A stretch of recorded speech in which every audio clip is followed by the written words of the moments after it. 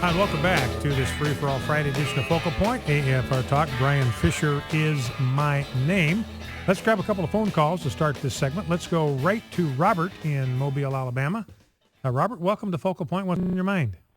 Well, my mind's on yesterday. I'm so thankful that y'all was broadcasting the I Cry. Mm-hmm. The one cry? Yes. Yeah. Man, that was extremely wonderful. But Great. I think if all the Christians of the world gathered and continued to pray like they did last night, I mean, I fell asleep listening to it because it was so pleasing. Yeah. Wow. Well, go ahead, Robert. I'm sorry. Well, I was going to say, if they took and prayed like that all the time, maybe all this Obamacare and everything would go away, because then that would surely show God that we're trying to seek Him. And I won't waste any more time. I'll take your comments. All right, Robert. Listen, thank you very much. A lot of these things we can't know for certain. So please understand that as a caveat. We can't know always. We can't trace. We can't connect all the dots between our prayers and our interaction with God in the unseen world and what happens in the world that we can see. But you look at some of the absolutely horrible legislation that has come out of this administration, and the fact that those things are beginning to unravel in front of us. You look at Obamacare, this thing is a train wreck. And everybody, including liberals, is beginning to recognize that. So I believe the prayers of the American people, perhaps that represents the beginning of an answer to our prayers, that the truth is being revealed, the masks are coming off, the deception is being exposed, and perhaps that's God answering our prayers. This gun control bill banning hunting rifles, a complete, absolute, miserable failure, an epic failure. And there's no way that's coming back. That's not going to come back because Democrats have to stand for election in 2014. They don't want to be around anybody that's trying to shred the Second Amendment. They don't want to have any part of that that's close to an election. So that's dead. Again, that was number one agenda on President Obama's second term. That's going nowhere.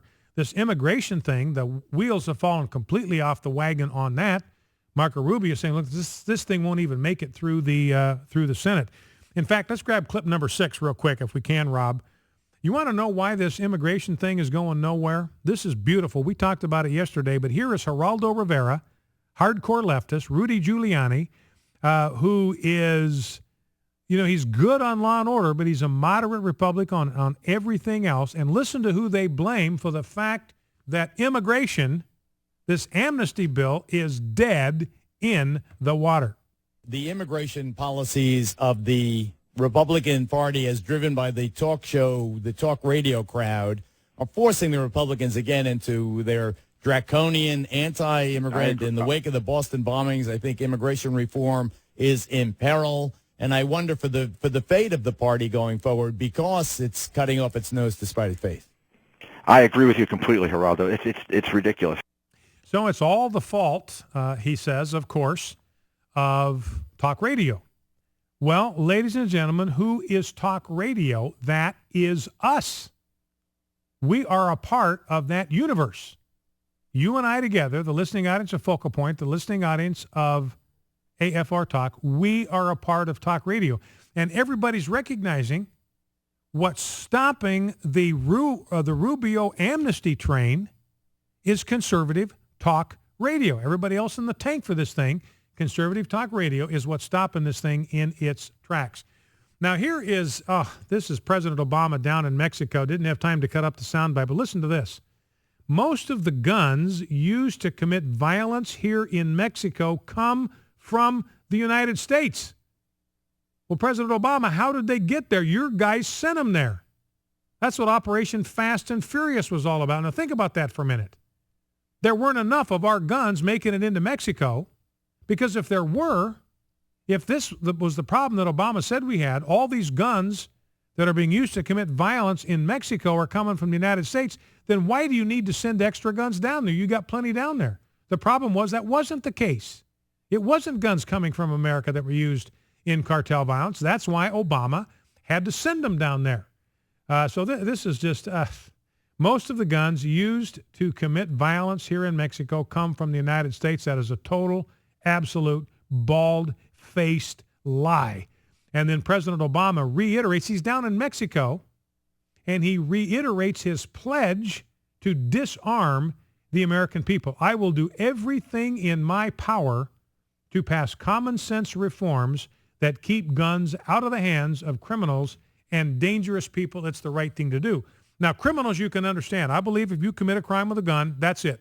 No more guns for you. You have forfeited your Second Amendment right because you have used a gun in the commission of a crime. I'm fine with that. I think that makes perfectly good sense. Nobody's depriving you of your right to bear arms. You have forfeited your right to that by misusing arms. But then he says we got to keep it out of the hands of dangerous people. Now I want you to ponder that just for a moment. President Obama is drawing a distinction between criminals and dangerous people. He says there are people out there that are not criminals. They haven't broken any laws. They haven't committed any crimes. They haven't used a gun to commit any sort of a crime, a felony or holdup or whatever. That's one category of people.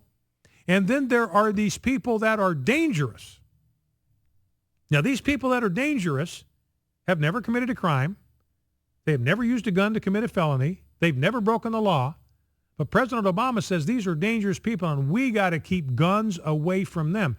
And don't forget what's going on in the military, where Christians have been branded as domestic terrorists. So what President Obama is doing here, he's setting up the stage to take guns away from evangelicals. I mean, that's the logical outcome of this. If his Department of Defense, responsible to protect the security of the United States, if they are classifying evangelical Christians, American Family Association, Family Research Council as domestic terror threats, and they are, then they're dangerous. And we have to keep people from getting, those kind of people from getting their hands on guns. I mean, you can dispute me on that, but I think the logic is inescapable. Who are the dangerous people? Well, look at the military. It's us, evangelicals. So you talk about the groundwork being laid to disarm people of Christian faith. Right there it is. You believe in Jesus Christ? Yes, I certainly do, sir. Give me your gun. We're coming into your house and taking your guns. You're dangerous. You're a threat. You're an extremist. You're a terrorist threat. We can't let you have a gun. I mean, that's logically where that goes. Now, you can correct me if you think I'm wrong, but the logic to me seems inescapable. Let us go to Orban in Dan, Texas. Orban, welcome. What's on your mind? Thank you, Brian, for taking my call. You bet. I talked to you before, but I would like to address the issue of Boy Scouts of America. They're going to be having a meeting, I guess, the 20th of this month. Does that sound right? Yes, that's right. It's the middle of this month. Okay. If you've already talked about it, just please bear with me. But I wanted to remind people that on the 6 o'clock Sunday p.m., 6 p.m. Sunday, there's going to be a onmyhonor.net if you need to get to it that way if you don't have a AFM radio. But anyway. Yeah, and you're talking about the Stand with Scouts event that Family Research Council is putting on? Yes, sir. Yes, and I'm glad you brought that up and reminded us that. I talked about that earlier in the program. But what Orban is talking about is this Sunday night, 6 o'clock Central Time, right here on AFR Talk. If you don't have a station, you can go to afr.net, and it will be streamed there live for you. We're going to broadcast that Sunday night, 6 p.m. And again, the election or the vote is coming up on May 23. And those that are involved in scouting are going to be voting on May 23 whether to keep the policy that prohibits sexual deviants from serving as scout leaders or serving in the scouting program. Is that policy going to be upheld or is it going to be dismantled? That vote is going to be May 23rd. Now, you may think, and so be sure and tune in Sunday night, 6 p.m., AFR, radio, afr.net if you don't have a radio station. Thank you, Orban. I appreciate the reminder. And you might take exception to the term sexual deviant when I use that term. That's simply an accurate term. I realize it sounds harsh, But you think about what the word deviant comes from the word to deviate. If you deviate from your course, you're going to miss your target. You're going to miss your destination. Deviation just refers to a turning from the path that's normal and right. That's a deviation from the path of normal. They have deviations in other fields of endeavor where you're off beam, you're off target, you've missed the line that you ought to be following. And so when somebody goes astray from what God's plan for human sexuality is, they have deviated from what is right and what is moral and what is revealed in Scripture. That makes them a sexual deviant because they have deviated from the course.